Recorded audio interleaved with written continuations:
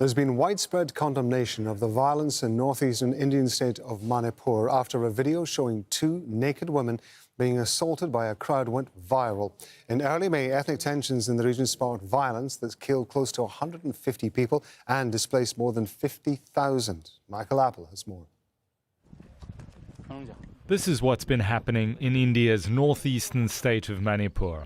It's a part of the country bordering Myanmar that's home to the Christian Kuki community and the mostly Hindu Meitei. A viral video showing two naked and assaulted Kuki women being paraded has sparked outrage across India. And after months of silence about the violence in the region, Prime Minister Narendra Modi has spoken out. My heart is full of pain, filled with anger. The Manipur incident, which has come to light, is a shameful incident for any civilized society. I want to assure the citizens that those guilty will not be spared. What has happened to the daughters of Manipur can never be forgiven. Kuki women in Churachandpur district look on in shock as they watch the viral video, which we have chosen not to show.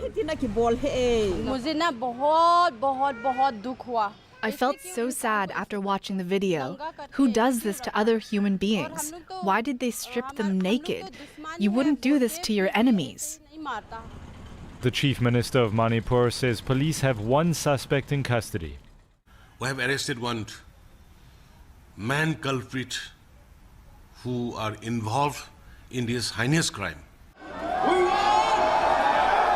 But Kuki protesters and activists aren't convinced by the Chief Minister's statement. We all know the Chief Minister, he is the one who is instigating all this crisis in Manipur. Now why he is speaking peace, peace now? Al Jazeera spoke to a victim of kidnapping and sexual assault by what she says was a group of Meitei men. They say that if you run away from us and if you are safe, if you report at police or if you put FIR, we will find you out and kill you. A curfew remains in place in the state capital of Imphal to ease tensions while the number displaced by the violence keeps growing. Michael Appel, Al Jazeera. Grishma Kothar is an independent journalist who's been reporting on the violence in Manipur, and she's joining us live, but we're not going to say where she is for security reasons. Thank you very much indeed for being with us. The video itself is shocking. We're not showing it here on Al Jazeera, but the fact also that this happened back in May, and if this video hadn't appeared and gone viral, then nobody would really have known about it, perhaps is equally shocking.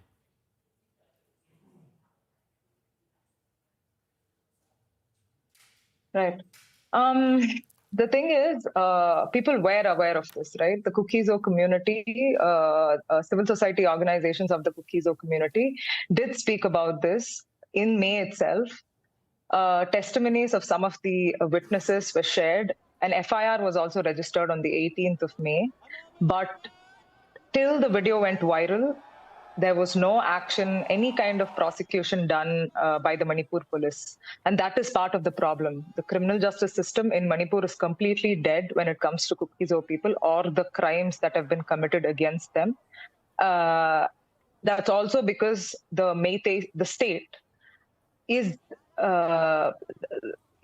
comprised of people from the Meitei community, right? The CM of the state is Meitei himself. And since the violence, even before the violence, the Meitei community has regularly targeted the Kukizo community, and this is something that is already on record.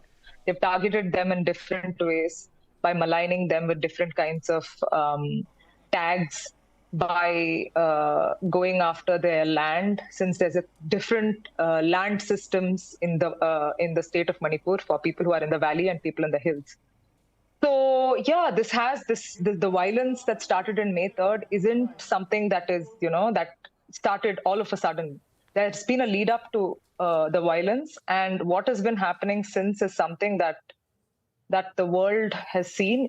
Yet in India, the condemnation for this has come a little too late, is what the community feels, and a lot of others feel as well, because as you have mentioned yourself, this happened on the 4th of May.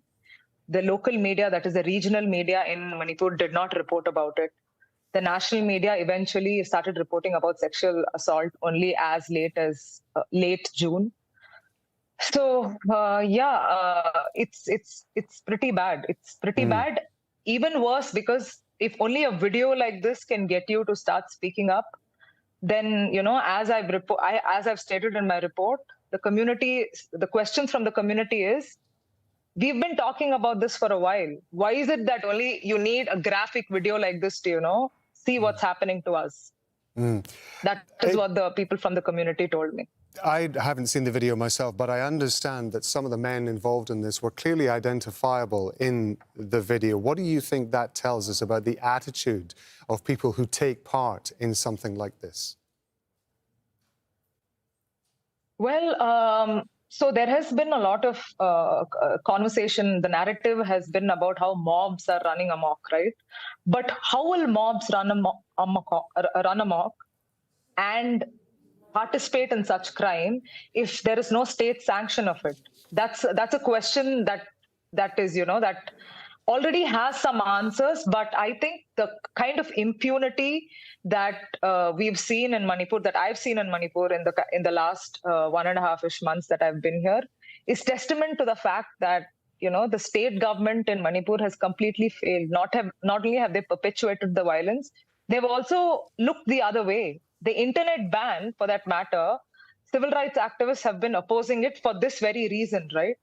The internet ban is still on. How did the video emerge then? That's a question also. So the internet ban, under the garb of controlling violence, is actually a ploy to ensure that such vital information doesn't come through as well. Grishma Kothar, we appreciate you being with us. Please forgive me for interrupting you. I'm so sorry. Unfortunately, time is against us, but we do appreciate you being with us on Al Jazeera. Thank you very much indeed. Thank you.